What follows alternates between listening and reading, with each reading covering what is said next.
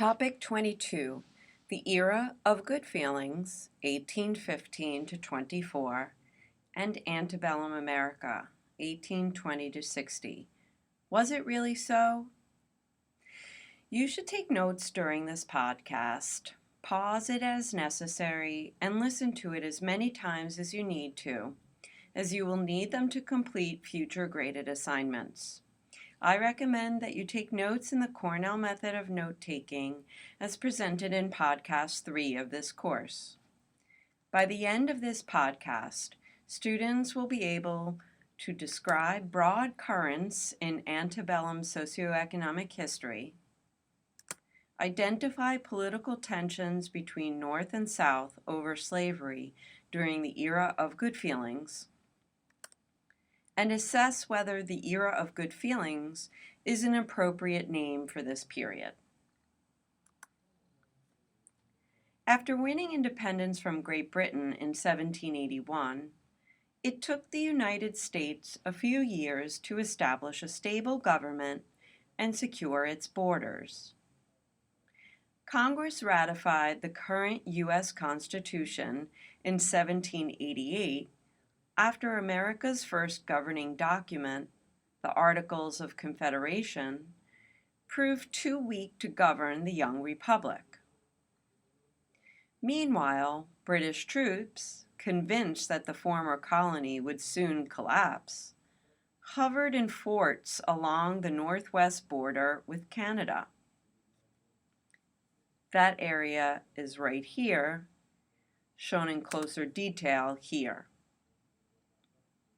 Their presence in the Great Lakes region came to a boiling point in 1812 when war broke out once again between Great Britain and the United States. Though many argue over who won the War of 1812, there is no question that after its conclusion in late 1814, the British finally vacated their forts along the Great Lakes, allowing the United States to continue to develop westward as its burgeoning population desired. Back east, the political party that had opposed the War of 1812, the Federalist, planned to secede. This party, founded in part by Alexander Hamilton during the constitutional debates of the late 1780s, advocated a strong central government that promoted business and emerging industrial interests. Federalists believe that Westerners and Southerners who desired more land for agricultural production in the Mississippi Valley instigated the war. The British had been arming Native Americans in that region to help them win this land back for the British Empire. With the British gone and the natives subdued, these Southern and Western war hawks argued, America could continue its development westward. Northeastern Federalists, however, saw the war with Britain in a different way. The conflict would disrupt shipping and other commercial ties they held with the former mother country. So these Federalists had opposed the war before it even started, and, once it ended, advocated leaving the U.S. to start their own country to advance their own interests. Once the rest of the nation found out about their plan, though, the Federalists were seen as traitors, and their party quickly died. So, starting in 1815, and ending in 1824, the United States of America, known today for its robust two-party system, had only one political party, the Democratic-Republican Party. The absence of an opposition party led later historians to dub these 9 years the Era of Good Feelings. And while certain other trends also augured well for the new republic, this name also obscures the growing sectional tension between the North and South over the issue of slavery. During the rest of this podcast, we will examine both the trends that help unite the country following the War of 1812 and up through the 1850s, the period known as the Antebellum era. We will also analyze the forces of sectionalism that began to rip at the seams that knit the nation together. Following victory in any war, most nations experience nationalism, or an intense feeling of pride in one's nation. The United States in 1815 was no different. One example of American nationalism following the War of 1812 was the country's idolization of General Andrew Jackson, the hero of the Battle of New Orleans. Jackson's popularity after the 1815 battle was so strong that it helped catapult him to the White House in 1828. The nation's economic footing was also placed on firmer footing following the war. With the lands of the Old Southwest, these areas of the current-day states of Mississippi, Alabama, and Louisiana, now free of British and Indian incursions, those without a great deal of money could purchase land at prices cheaper than those available back east. The promise of profit through agriculture loomed large after the 1793 invention of the cotton gin by American inventor Eli Whitney. The cotton gin enabled seeds to be removed from the cotton boll much more quickly than humans could do so by hand. With the most time-consuming part of cotton production shrunk exponentially, Southerners sought more and more land on which they could grow cotton and thus become wealthy. Though Federalists had opposed the war, many Northerners also would soon benefit economically by the cotton boom. Samuel Slater, Francis Cabot Lowell, and others built water-powered factories along the rivers of New England during the late 18th and early 19th century. Early textile mills at Pawtucket, Rhode Island, and Waltham, Massachusetts, ushered in the first industrial revolution in the United States.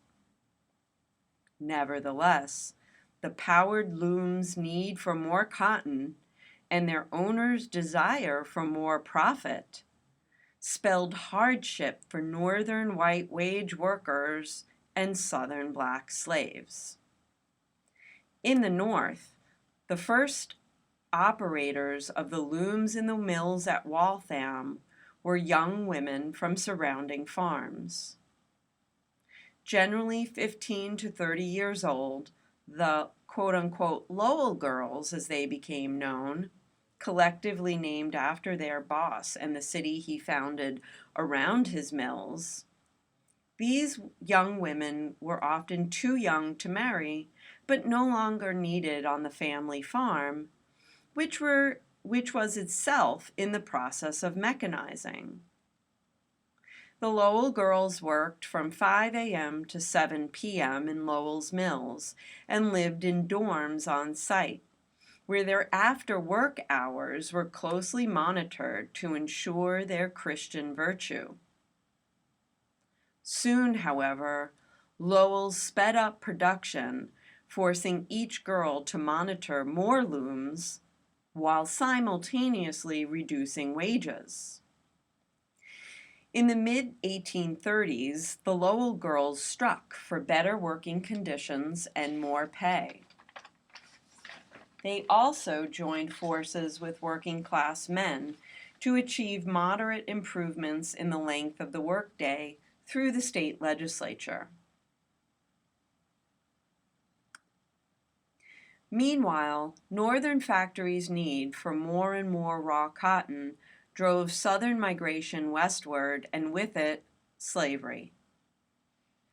As the number of spindles increased from 2.25 million to nearly 5.25 million between 1840 and 1860, the number of bales of cotton used by northern factories increased from 300,000 to almost 1 million during the same period. Though the Constitution had banned the importation of slaves after 1808, the domestic sale of slaves was not only legal, but a booming business during the antebellum era. In particular, Virginia, as seen on this map here,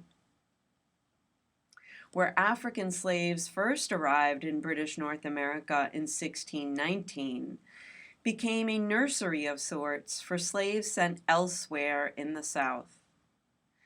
Children were separated from their mothers, husbands from wives, as slave families were torn apart to suit the needs of new owners striking out for lands in the old Southwest and Louisiana Territory.